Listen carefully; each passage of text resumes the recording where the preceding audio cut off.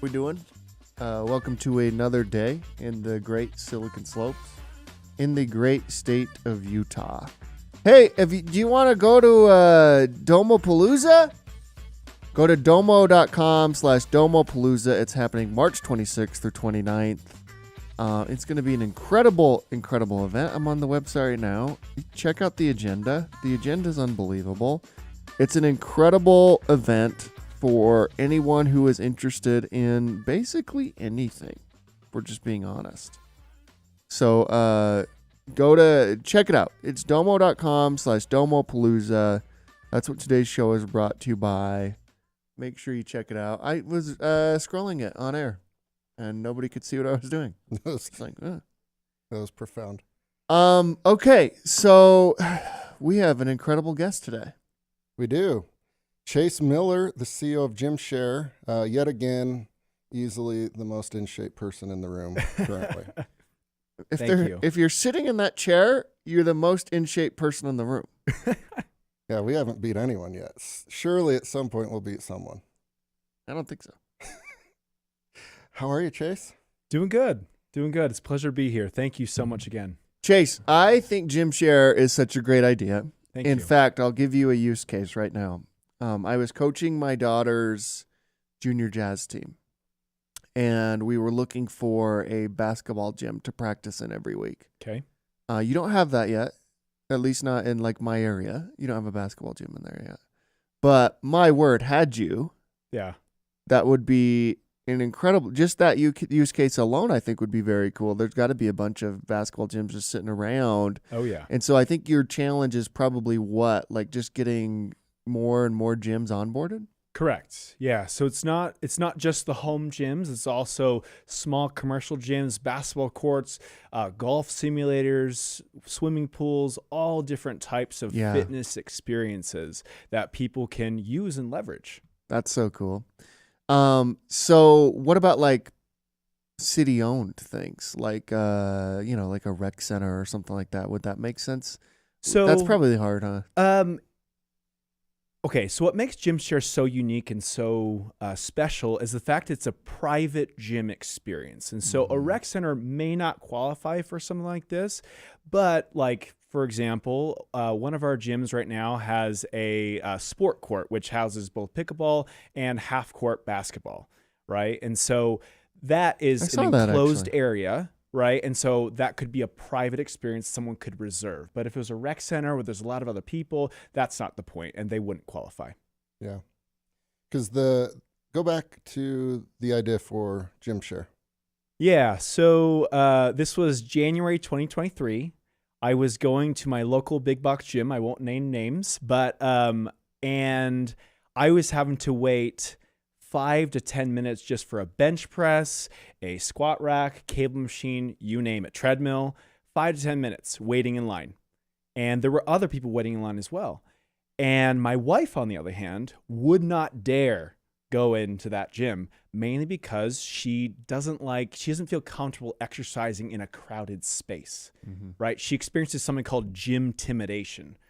And so with that, we decided to build a home gym. Right. And one day our garage was open. My wife and I were just working out. We love the privacy. We love getting access to the equipment we wanted when we wanted it. Our garage door was open one day and our neighbors walked by. They're like, "Oh my gosh, I love your gym so much. Can I come use it? I'll pay you for it as long as I get it to myself along with my spouse." And so I looked to my wife and I asked her, "Is that okay?" And she said, "Yes, as long as it's separated from a living area and they access and my gym is my third car garage, access our third car garage door. I do not want them walking into our living area to access the gym." And so I said, "Done." And then so we decided to build a wall to separate our third car from our other two car because it's open bay. And then the people reserved a time to use it and they were paying us a monthly membership to do it. And we we're like, "This is awesome. This is so cool."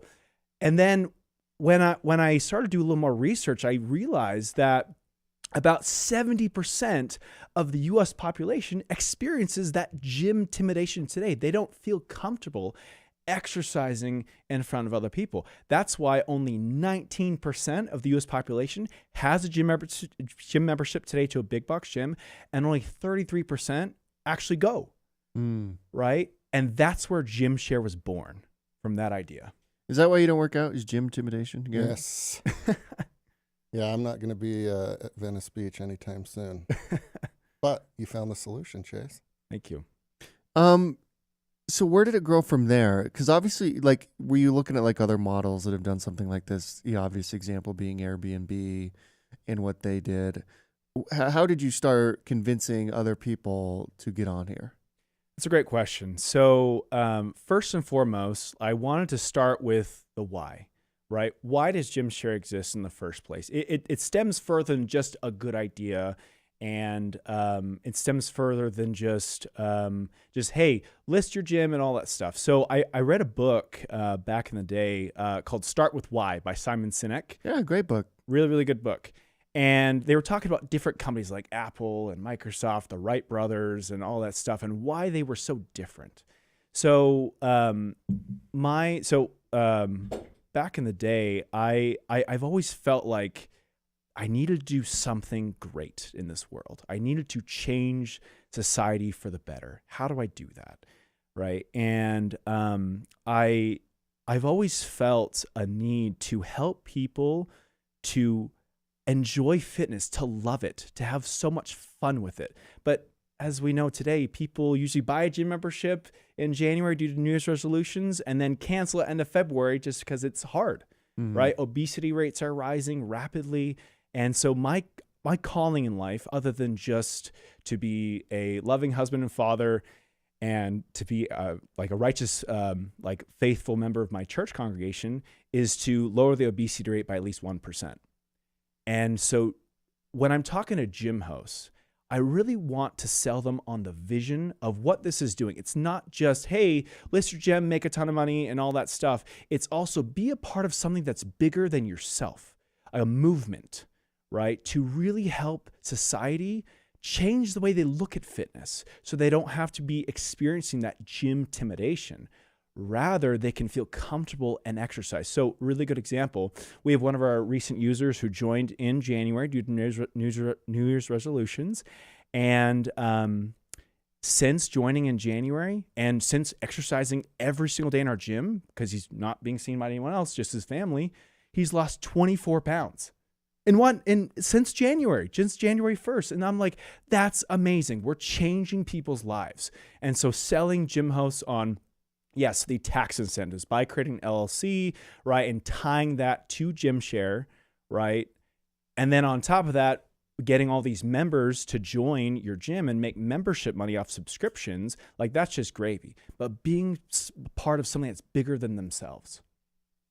How's it going?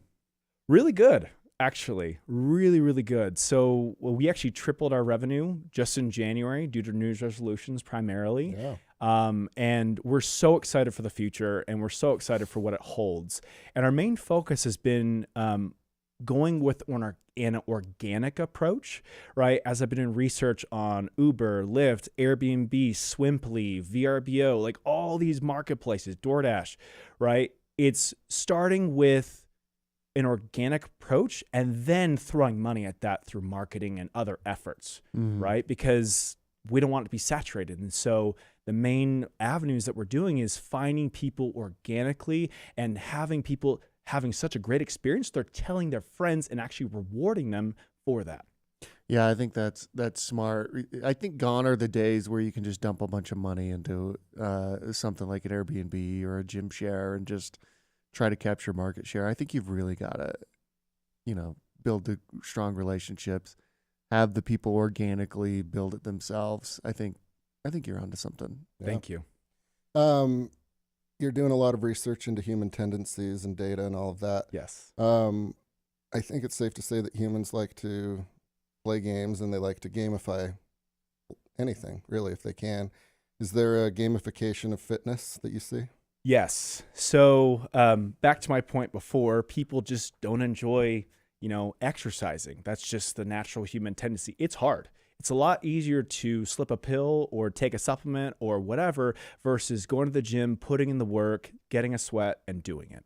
Right. So I used to be a personal trainer. I used to train quite often. And one of my clients asked me when I was asking, hey, what are your goals? What are you looking to accomplish? He said, teach me how to enjoy fitness, how to actually like it. And I was like, how on earth do I do that?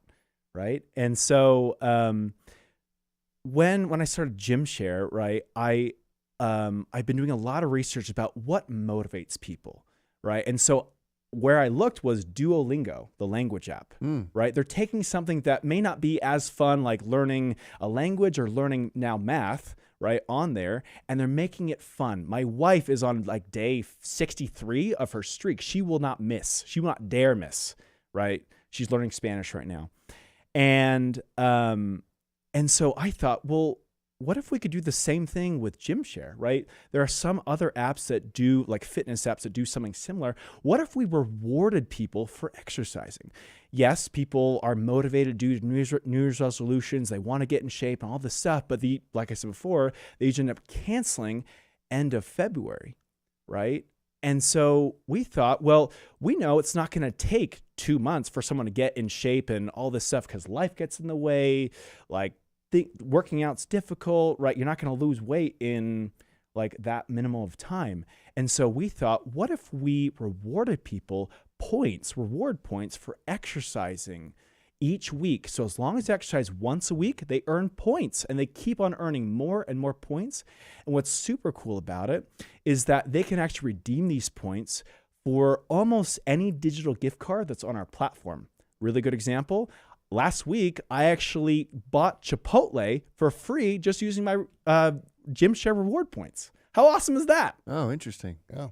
That is cool. Have you taken any funding? Is this all bootstrapped? Bootstrapped. Wow. Yep. Have you thought about taking funding at all? We have. We definitely have. But the fact of the matter is, Why would somebody not invest in this? This is incredible. Thank you. Yeah.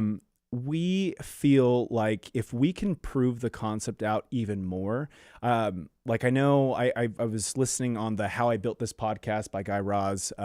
When Airbnb was on, they were talking about where they started, right? And they were talking about how when they're going through Y Combinator, right, they were like, well, we just don't know where our user base is. And then all of a sudden they identified, oh, it's New York, right? And so what they did is they took the approach of just trying to build that organic strategy in New York and then take that same strategy and rinse and repeat city by city, state by state, country by country, right? And so we want to make that approach because investors, they want to make sure that they're going to gain a lot of revenue and they won't have to spend as much on you. They won't have to worry about you in that case. And so we want to make sure we prove this concept out really, really well so that investors feel very, very comfortable with our approach moving forward.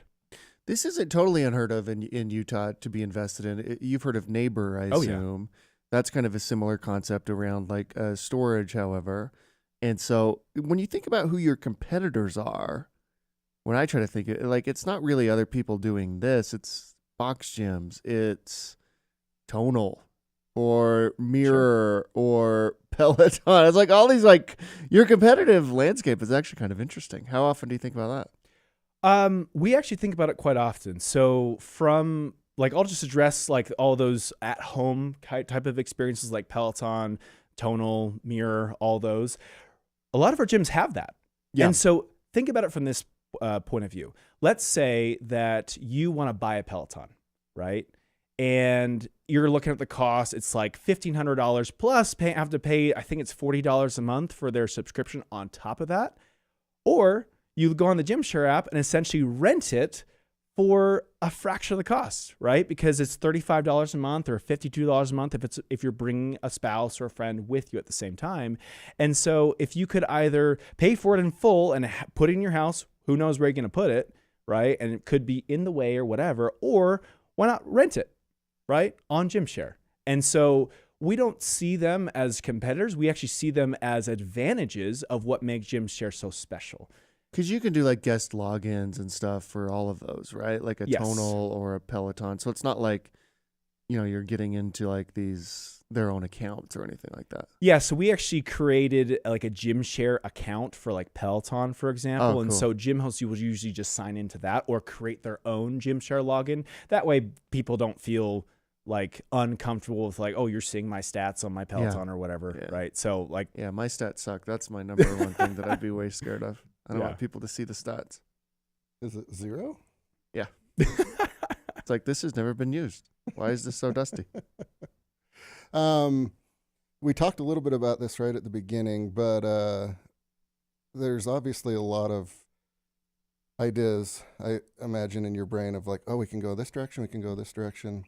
Shiny objects chasing, kind of like a squirrel. How do you make sure you keep your eye on the prize? And then when do you know it's the right time to pursue a new idea? That's a great question. So it leads me back to a different book I read called The Lean Startup, classic book by Eric Ries.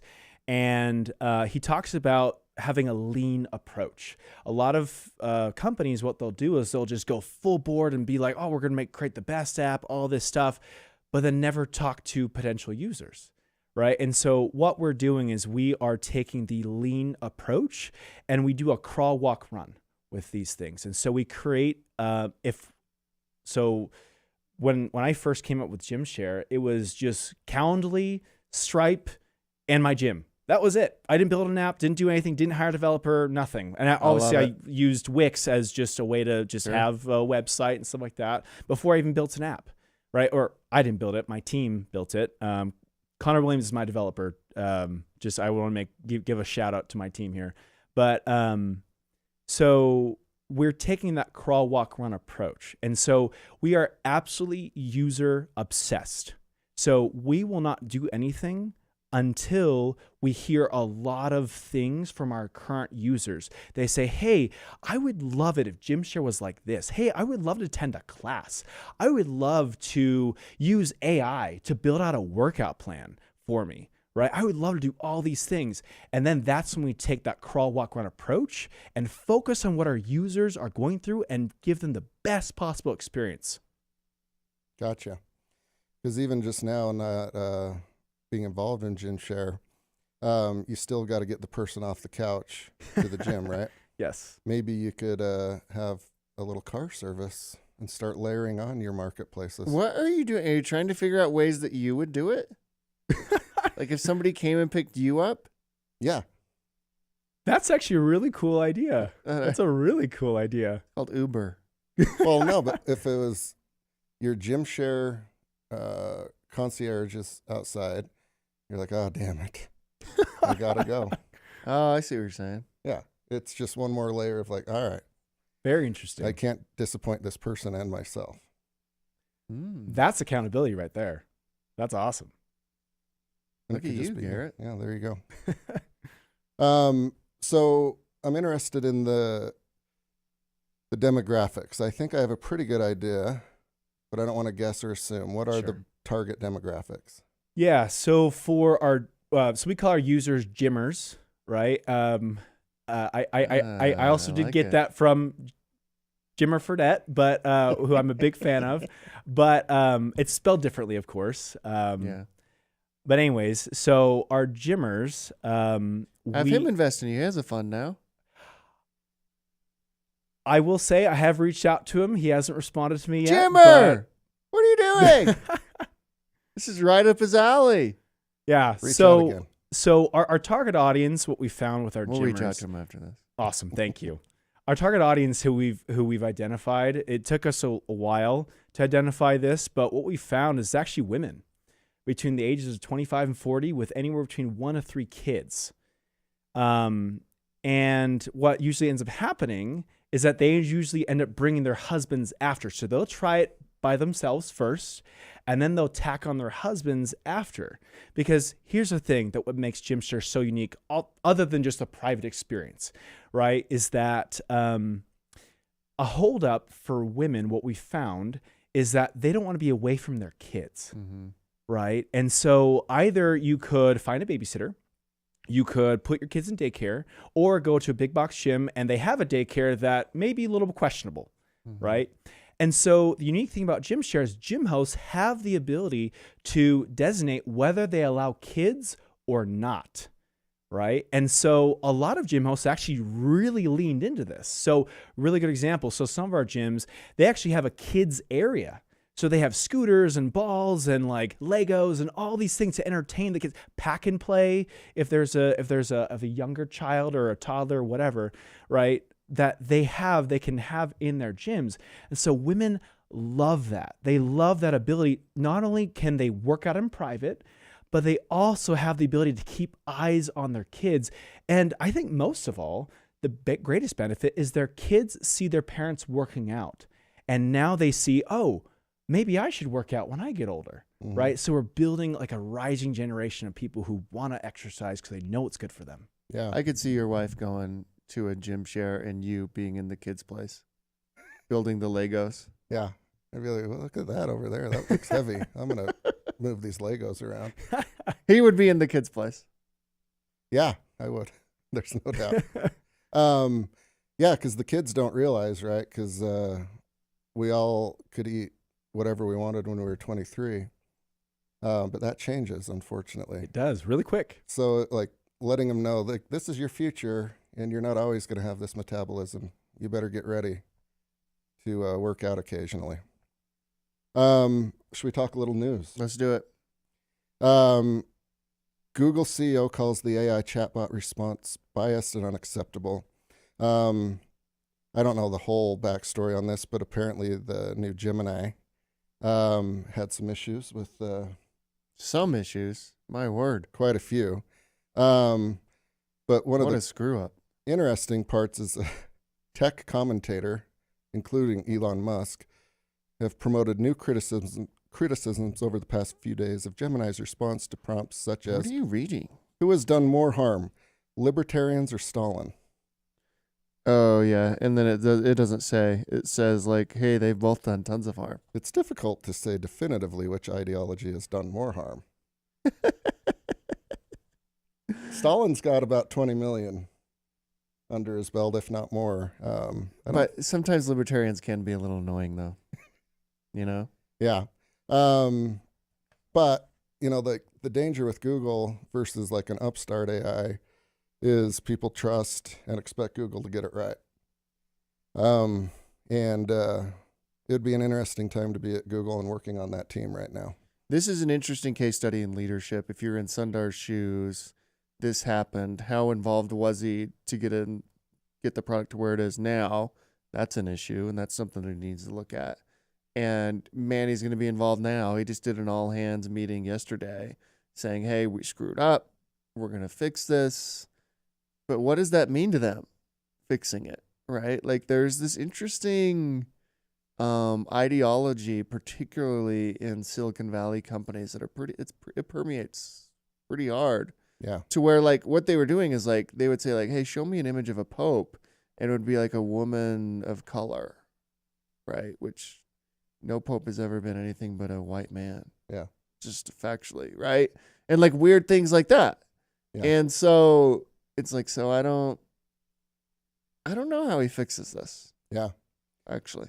Yeah. It's, Particularly when there's other competitors who are doing really well. Yeah. Like OpenAI, Elon's got his own thing, which is probably why Elon's going so hard at it. It's like he's trying to destroy it before his comes out. But you would think the very, very, very best company to do this would be Google. Yeah. They have all the data. This is their bread and butter. This is what they do. And the fact that they've screwed up at least the launch here is kind of wild, actually. yeah. Yeah. We've talked a lot about AI over the last couple of weeks, and clearly that had a hallucination or something. Yeah. It did not like the inputs, and it had its What's own your outputs. experience with AI? That's a great question. So I've used ChatGPT before. I think it's awesome. Yeah. I love that.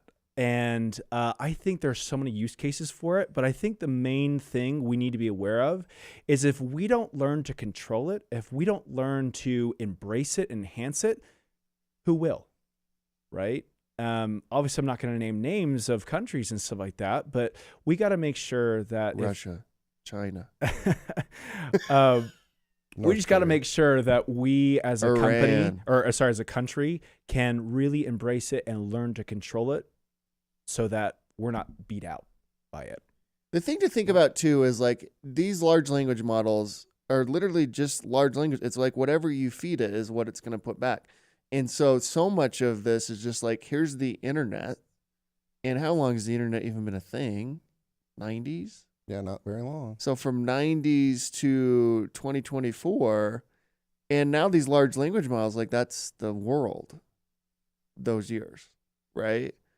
So that like 34 years is like when the earth started. Yeah. And obviously but that's when data started going on the internet and things like that. And everything's on the internet. And can you trust things that are on the internet? And you can put these kind of biases and do these tweaks, right? For safety reasons, which is fascinating. It's like the safety aspect of it is like what you just said. Mm-hmm. You do have to have some safety measures, but then you can overcorrect, which it sounds like what Gemini's done, and you'll offend a whole other group of people, you know? Yeah. Well, like you can choose to be offended or not, but you got to trust the results or you're going to go to a competitor, I would assume. Yeah, I really think like let's see what Sundar does over the next 3 to 6 months. This is going to be a fascinating leadership study. Yeah. Because his job is on the line, if we're just being honest. The company's future in many ways is on the line here. And obviously he has tons of resources and there are a number of things that he can do here.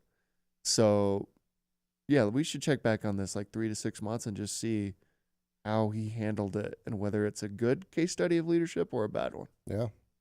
Yeah, it would be interesting to be a fly on the wall when that engineer or product manager came to him and said, so anyways, here's what happened. Get ready for a fun couple of weeks. Local news, Anagram, an AI-powered product data platform for brands, announces its $1.2 million pre-seed financing led by Kickstart out of Salt Lake City and Nextview Ventures out of San Francisco, Boston, New York. Congrats to the Anagram team. It helps brands easily aggregate their product data from both obvious and overlooked data sources. Anagram's dream customers are consumers, product companies selling high consideration products like snowboards or e-bikes or gym equipment. There you go. Wait, what does that mean? It's Anagram is a startup that helps brands easily aggregate their product data from both obvious and overlooked data sources. What does that mean? It answers You don't know. No. Well, I don't know that much, but it answers questions about like, how does this work? Why does it work like this? Is it comparable to this? God, Chase, what do you think it means? That's a really good question. I'm trying to wrap my head around it too, but I can see a lot of use cases for that. Sounds great. Using the latest LLM technology, Anagram allows both internal users and online shoppers to get instant answers. Oh, okay, I see. Hyper-personalized product I recommendations. see what it's doing now. Okay, That's so really like, cool. That's yeah, awesome. that actually is very, very cool. So here's all the data about the product. I like that. Okay, now that makes sense.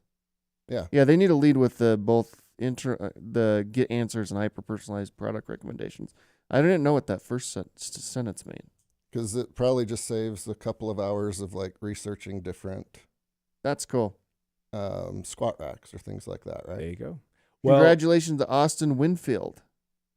I think it'd be really Yeah. cool if you guys had them on the show too. Yes, Covered more about it. I agree. I'm sure we'll get them on soon enough. And congratulations to Kickstart. Do we congratulate funds? Congratulate for making an investment. By the way, there's an incredible investment sitting right here for any Utah VC Woo. Gymshare. in Chase Miller and Gymshare. Yeah, let's get these Anagram guys on. This is fascinating. I like this a lot. Yeah.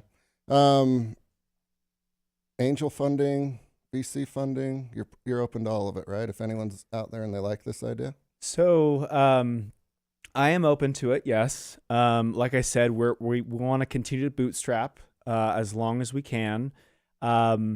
And it really depends on the approach, right? So if we decide to take funding in the beginning, we want to make sure that we retain a lot of the company, because my team, Chandler Westcott, Connor Williams, Josh Kazier, right, Jaden Bishop, and Robert Thompson, right, we are all very, very passionate about this. We want to make sure we're the ones who are calling the shots for this.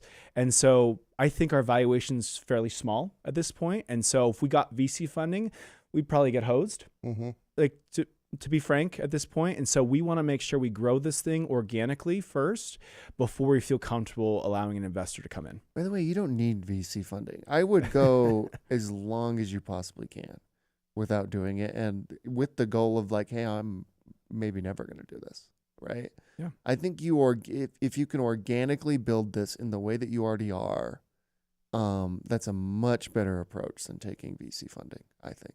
Well, I would strongly agree with that, just because we know that if like once we figure out this organic approach, especially on the gym side, and really open up those premium experiences I was telling you about before, like with the classes, the sport courts, the pools, all these other avenues as well, why would we need funding, right? Exactly. Yeah. And by the way, more money. Money doesn't solve the issues. No. Particularly at your stage, right? More money, more problems, right? Like at your stage, it's like product market fit. Mm-hmm. Is this working? Do the current customers like it? Learning from them, all that type of stuff. And yeah, my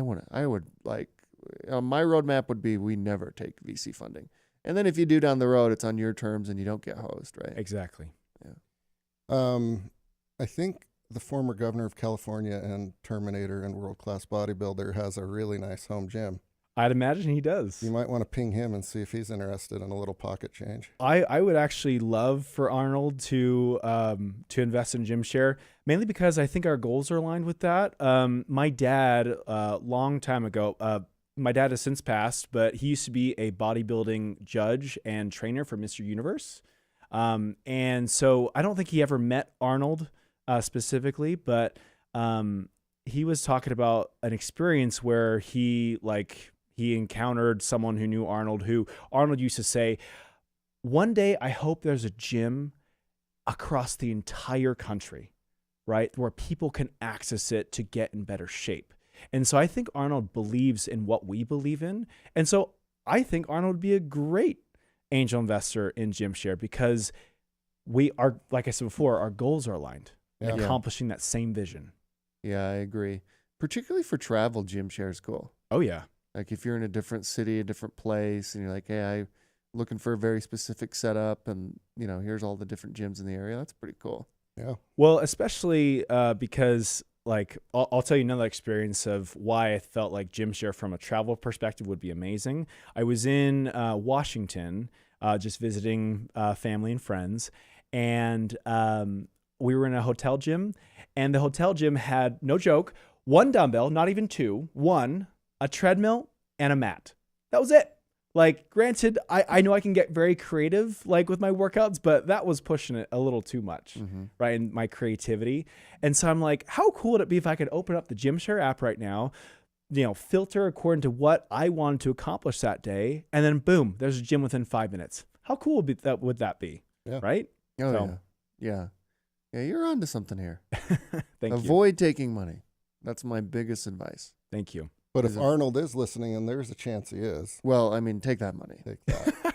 Take that type of money Where it's super useful. We could ask Gemini, what are the chances that Arnold Schwarzenegger is listening to the Silicon Slope show? I think they're high. So you're saying according to there's a Gemini. chance. It's a 99.9% chance. What's worse, the Silicon Slopes podcast or Arnold? It's hard to say. Who knows who's worse and who isn't? Hey, Chase, thank you so much for coming on, man. Thank you. Seriously, I'm a huge admirer of the product.